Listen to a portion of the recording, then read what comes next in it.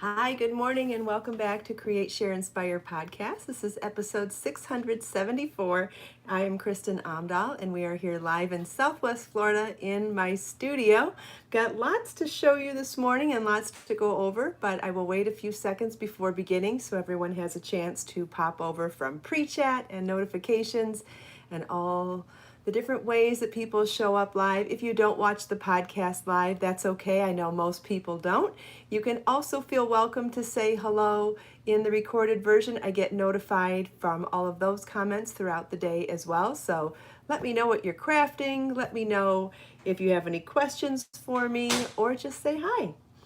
Let's see. Hi, Joe. Hi, Barbara. Hi, Judy, Pamela, Thea, Constance, Lisa, Val. Good morning. Yes, happy hump day. I see camel emojis. Yay, you know how much I love camels. Hi, Kat. Hi, Christine. Good morning, everybody. Happy Wednesday. Happy hump day. However you celebrate Wednesdays. Thanks, Lisa. Hi, Lorraine. Good old hot rollers to the rescue again.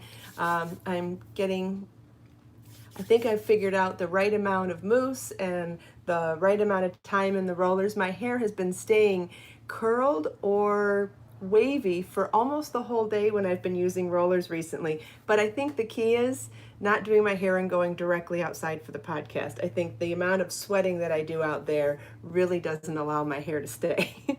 But my hair's been staying most of the day, which is crazy because I have the kind of hair that usually goes flat in 5 minutes. So it really says a lot about the product that I'm using.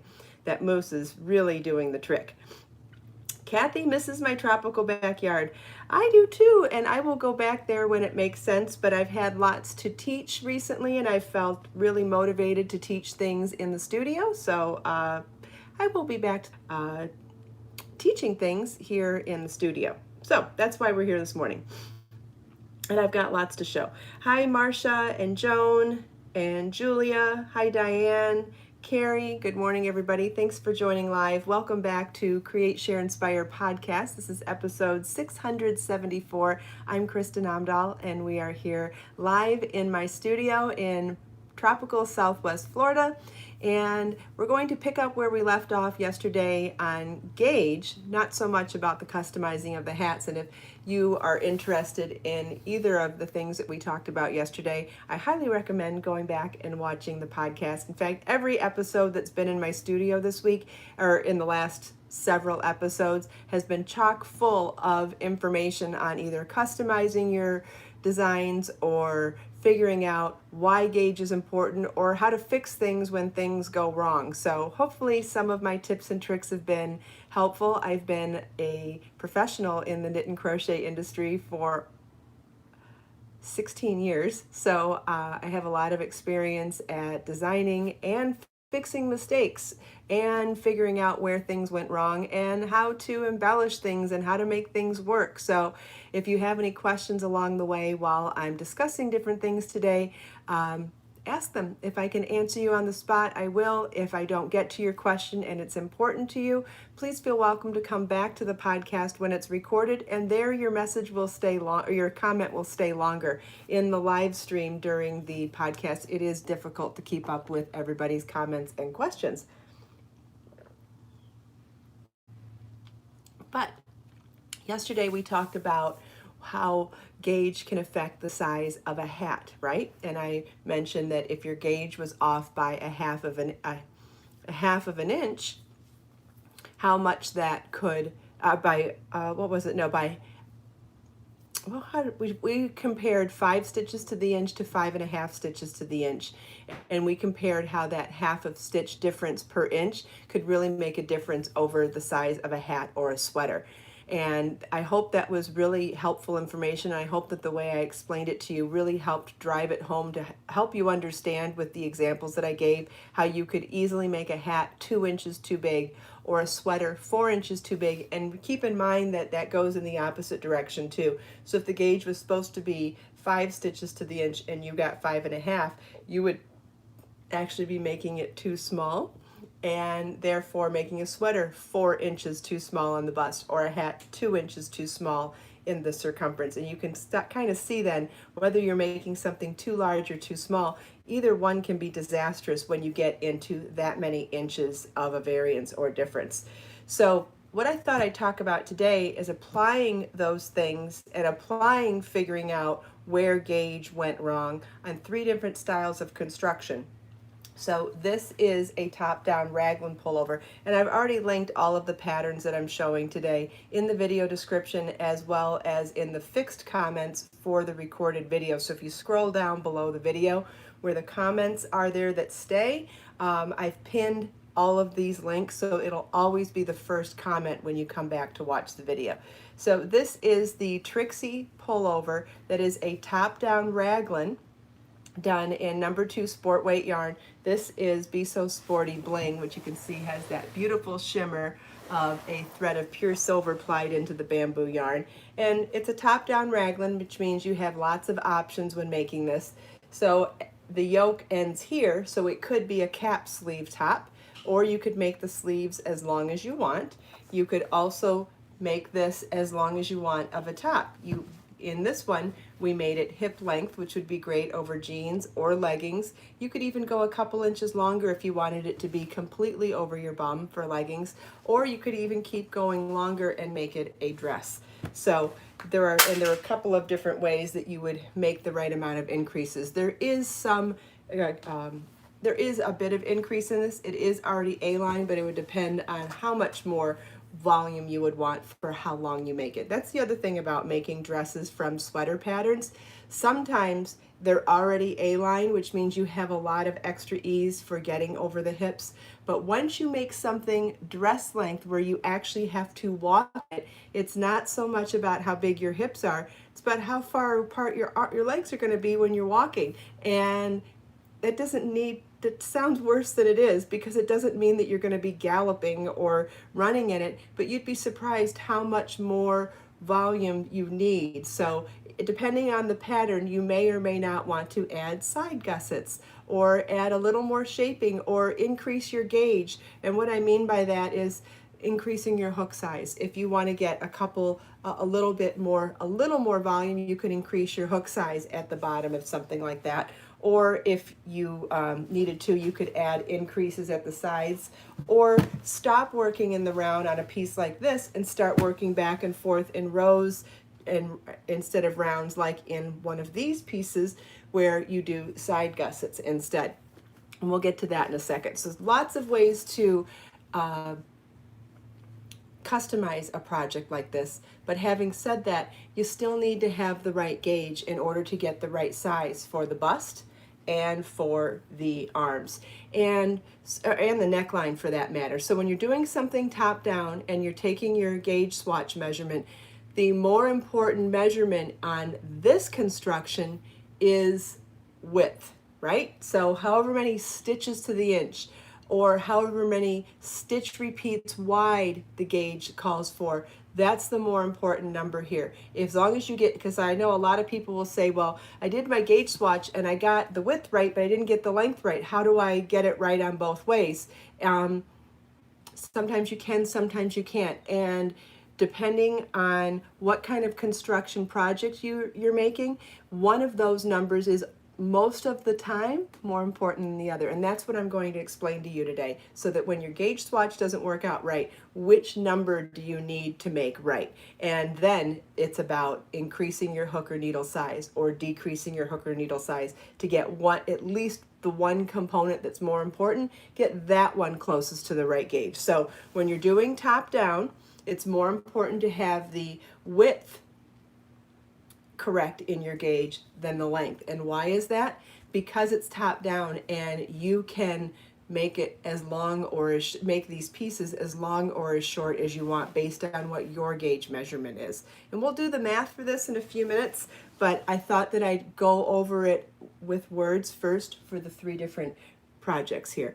Okay, are 4 actually. I'll talk about the Thalia that I'm wearing. The Thalia crochet dress that I'm wearing has a similar construction to the Giselle top, so it'll be easier to show some parts on here and easier to show some parts on here. So when we get to it, I will. The next one I want to talk about though is the Fernanda top. Let's see if I can hop her up on my lap here. And so this one is worked side to side. and it has minimal shaping to it, right? It is simply a square, or it's two rectangles. The front is a rectangle and the back is a rectangle. Can you see enough of it? Unfortunately, this one, oh, here, if I get it on the table maybe. Okay, so this one is worked side to side, meaning we start along here and we work back and forth in rows and go that way, okay? So completely different. We did increases from the top down, and here we're doing 0 increases, working straight even in pattern and going from one side to the other. So let's say your gauge doesn't match on this pattern. What's more important? Here, there really isn't a more important one. On a top down, there is one that's more important than the other. Here, there really isn't one that's more important than the other. Here, it's about preference. How it's a rectangle, and depending on how important you want your width or height to be, that's the more important of the gauge to go by. So if you want to make sure that it's the right bust measurement, then you need to make sure that your row gauge is most accurate. If the length is the most important to you, then you would want to make sure that your stitch count is the most accurate, right? Because, and again, you have more control over how many rows you work as you're working a project than you do with how many stitches you started with, because you can adjust the number of rows you do. You can't adjust the number of stitches you started with at the first row when you're at the end. So as far as where I would, when you're doing sideways, I think the more important number here is the stitch count, which ends up being same as this one, because if you get that length correct, you can always adjust however many rows you're doing to make sure that the width is correct. Okay, again, we're using the stitch count as the priority over the row count if you're not getting the right gauge, but it's for different reasons. For here, it's to make sure that you get the right width this way from going top down, and from here, it's to make sure you get the right width from going side to side. So similar but different, right? Okay. And then we'll talk about the Giselle and the Thalia at the same time. Both of these are worked in pieces. This is worked in one piece from the back down, one piece in the front down. This one is worked one piece in the front and back. The only difference at that point in the pattern is that this front has an opening from left to right, and this one does not. But once you make those front and back pieces, you've got your shoulder straps, This one we added sleeves, this one we did not, but you could add sleeves or not add sleeves on both of them. But what's unique about both of these patterns, but similar between the two, is they both have side gussets, right? And that's where we're getting a ton of shaping possibilities in these patterns, and a ton of modifying if you are between sizes.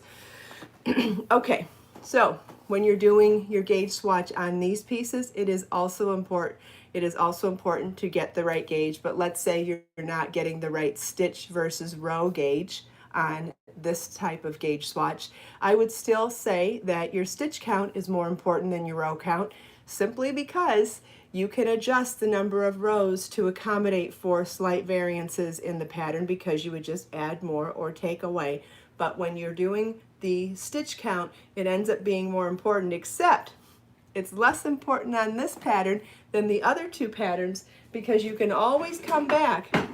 Let's say you thought your gauge was right and you were wrong. Let's say your top came out too narrow from side to side. Let's say you needed this to be 16 so that it was 18 with the gussets.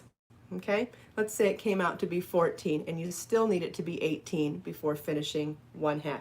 18 times 2 being 36. You could still flub it or fix it by adding more rows along here to create that extra width that you needed.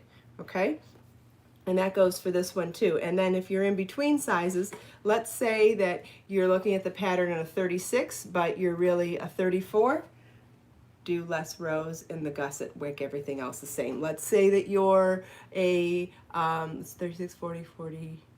Let's say you're a 42 and you have two choices when you're in between sizes. You could make the 44 and do less gusset stitches. You could make the 40 and make more gusset stitches. Or let's say that you're interested in something tighter or looser. You could then consider positive and negative ease and make either one of those sizes as well. So there are lots and lots of ways to alter a pattern, but the key is making it to size what the pattern, how the pattern is written first, and then you have the ability to adjust from there. But having said that, once you've made mistakes, these types of patterns give you the ability to be able to fix some things along the way. Let's say that, especially with something longer like this, so the one I'm wearing, I don't know if you can see, it's really long, right?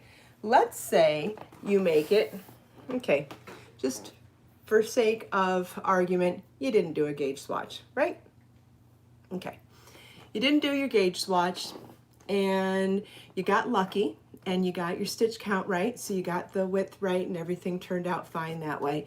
Let's say you washed the dress and you found out that you were completely wrong in your row gauge and the dress is too long. This, when people don't do a gauge swatch, this happens all the time, right?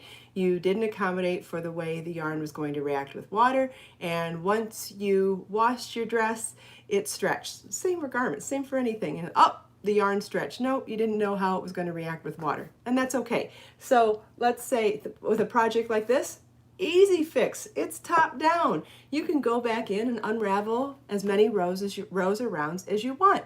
If you're doing something that is not top down though, that becomes a bigger problem. So let's go back to this piece. Let's say you didn't do your gauge swatch and this turned out too short or too long after you finished making it and washed it, and it stretched to a much bigger size once you saw how it was affected with water. If it turned out too short, that's not a horrible fix, right?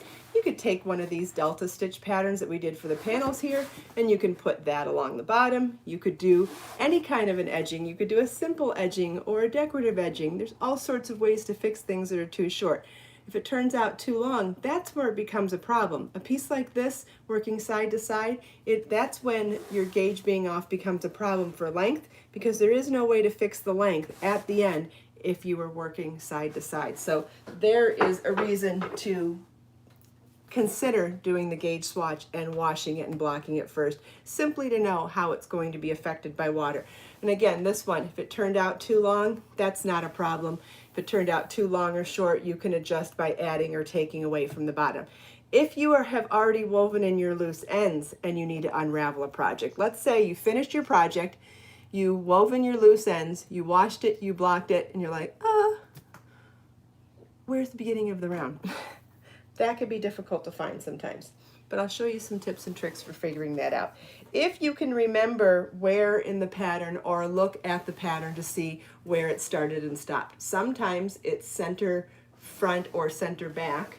I'm guessing this one would have been a center back, but I could have put, because it's reversible, I could have put it on the mannequin front or back also. And I made this so long ago that I don't remember where the front and back is, which is going to be helpful now for me helping you to recognize where the front and back is. I found it.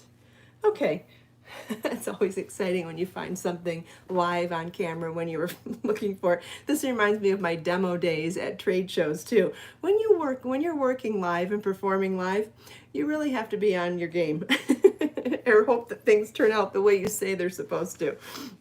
Okay, so what I've been searching for as I'm talking is where the chain 3 is. You know how when you're doing any sort of a double crochet type of a stitch, you're looking for that chain 3 at the beginning of the round that counts as a double crochet. And this applies for any size stitch. So at the beginning of a single crochet round, you've got a chain 1 and a slip stitch. At the beginning of a half double crochet, you have a chain 2 and a slip stitch, and so on and so forth. So wherever you find those vertical chains is going to be where the beginning and end of your round is. And I happen to find mine here, which means ultimately, yes, is this on backwards at the moment? That was center back where I put it, not center front. But as you can see, once it's done, it really is reversible. The top is reversible front or back. But as far as trying to figure out where to cut your yarn to unravel. That's what's important here. So I'm following that chain 3 river all the way down here, and I come down to a spot here. And so here is that final chain 3 at the bottom right here. So I could mark it now with a split ring stitch marker, and I have one here, and I'll just mark it so we could come back to it. But what you would want to do at this point is actually cut your stitches. So you would want to cut that chain 3 or the stitch to either side of it, right? And you're going to try to figure out how to get that unraveling started. And if you pick the wrong stitch on either side, let's see, you'll want to unravel the stitch to the right of the chain 3 if you are crocheting right-handed, and you'll want to do it to the left if you're working left-handed. And if you're knitting, the same thing applies. It would be the stitch to the right of wherever you bound off. Knitting is a little harder to find for that. But anyway, and you can unravel from there. But it is important. The biggest tip that I have for that is looking for that chain 3. All right, I've done a lot of talking, so I'm going to stop for a second here and see if there's any questions before moving on and doing, showing you some more examples.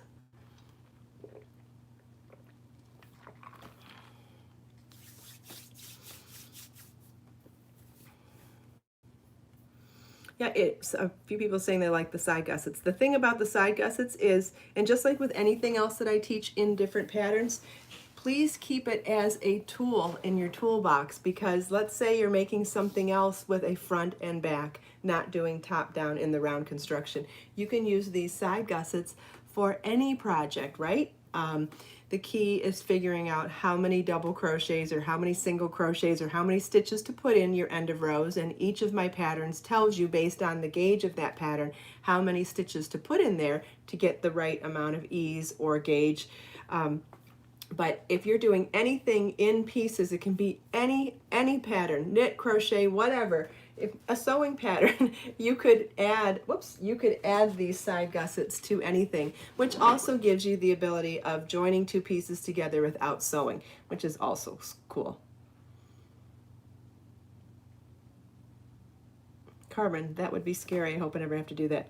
I'm guessing you mean cutting your yarn after weaving in the loose ends. It happens. I've done it many, many times. It's not as scary as you think. It can totally be done.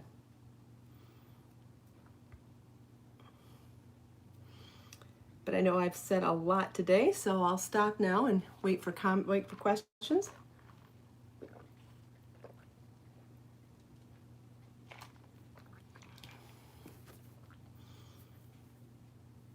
There's lots of ways that patterns can go smoothly, and there's lots of moving parts, so there's lots of ways that they can go wrong. And this is assuming that you've read the pattern correctly and you understand the pattern and all that jazz, and then these are the things that can go wrong even without that. So I just think it's really important to always have a dialogue open and always be talking about these things, because life isn't perfect and things don't go perfectly, and it's not about achieving perfection. It's about figuring out how to solve our problems along the way. That's it.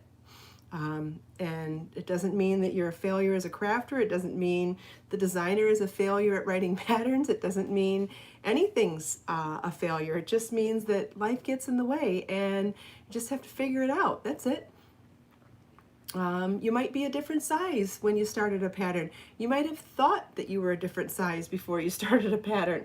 I know we all have different views of ourselves in the mirror than reality. Some of them are better than others, and there still is no wrong way. It's just once you've started a project, you can discover anywhere along the way that it's not working the way you thought it was. Whether it's, oh, here's another one. You thought it looked great on the model, you thought you liked the style, and you thought you made the right size, and you tried it on and you don't like the way it looks on you. These are all different elements of different ways to still be able to fix it and make it something that works for you.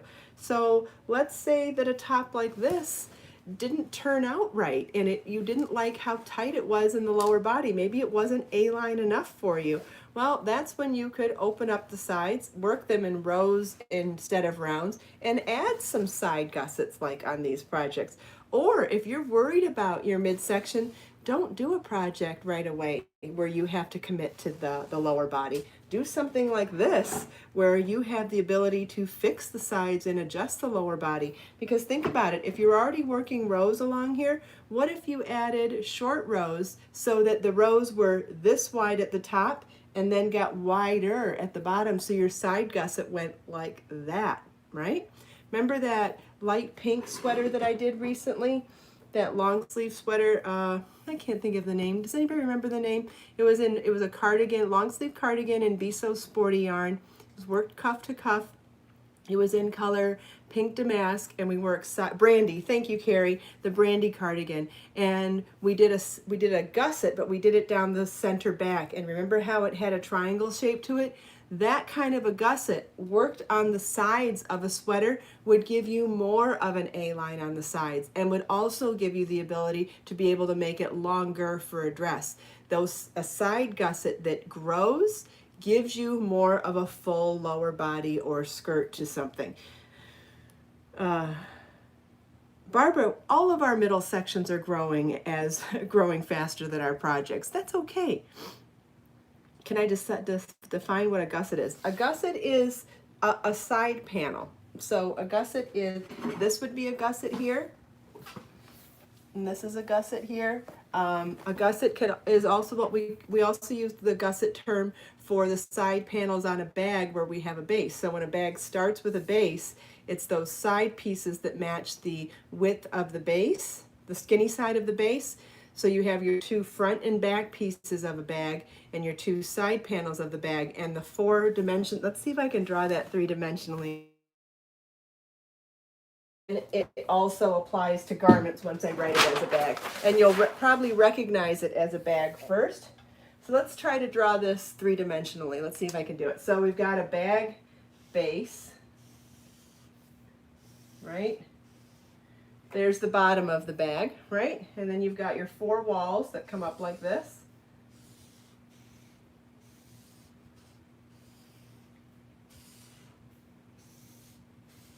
Okay, so this is the front. That's the back. And this is the side gusset.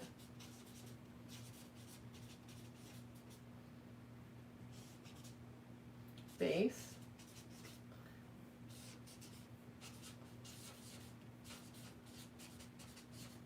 And side gusset. Does that make sense to everybody? So we've got the base of the bag, right? And that's where you could either put a hard base or it ends up getting droopy down there. And then we have the front and the back, which match this length of the base. And then those side gussets are what match the short sides of the base. Now, if you think about this in terms of a top, a sweater, a top, a tunic, or a dress, if you wanted to take 2 pieces, a front and a back, that are straight, right? And you wanted to add more shaping to them, you could add gussets and adjust the shaping. So let's say you made, let's make sure, is that going to show up on camera? Oh yeah, it's high enough. Okay, let's say that this is the front and back of a simple t-shirt, tank top, whatever style, right? We've all seen patterns like that. I probably have them. I know there's a million of them out there. You make a simple tank top or a simple t-shirt. So tank top or t-shirt, meaning you have the option of adding sleeves. But you know those patterns that are just made with 2 rectangles. You can totally adjust this still if you add gussets. So this works if you've made these in a front or back. Yeah, a sweater is a jumper in England. That's correct. So if you made a side gusset, let's say you made this too small, you could add a side gusset that is just the same from bottom to top, and it'll just add more width for a different size bust or hip measurement. But let's say you start your gusset and then slowly increase it out at the bottom. Guess what? You've turned something that's square and rectangular and boxy into A-line. And let's say you wanted to make this whole thing longer then. So you've got your rectangle, you start your gussets below the sleeve, you work them down, you make it wider, keep going wide. Well, guess what? If you just then, I have no idea if I'm drawing this symmetrical, but I think you'll get the idea. once you do that, you could just keep making the front and back longer too, and all of a sudden you have an A-line dress. Daisy wants to know, can a garment be made with DK weight yarn that calls for a number 2? If so, do I use less yarn? There's more to it than that, Daisy. First of all, you need to make sure that you achieve the right gauge with, especially with garments. You need to do a gauge swatch, check your measurements, make sure that they are going to get the same gauge after blocking.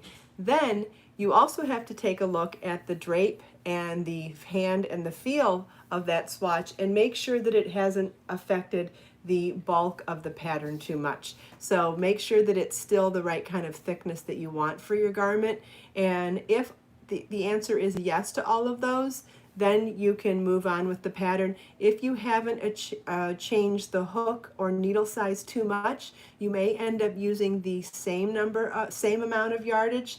And if you had to adjust by going with larger hooks or needles, it's likely that you could use slightly less yardage. But I would say to order the right amount of yardage, because depending on how close you achieve gauge from the first time out, you may end up using the same yardage. So I hope that answered your question, because that is something that people do a lot. A lot of people do substitutions. That also applies when changing the fiber content. You could even work within the same yarn weight with substituting, but change the fiber content, and that may or not change your gauge as well, or the feel. But great questions. Thank you, everybody.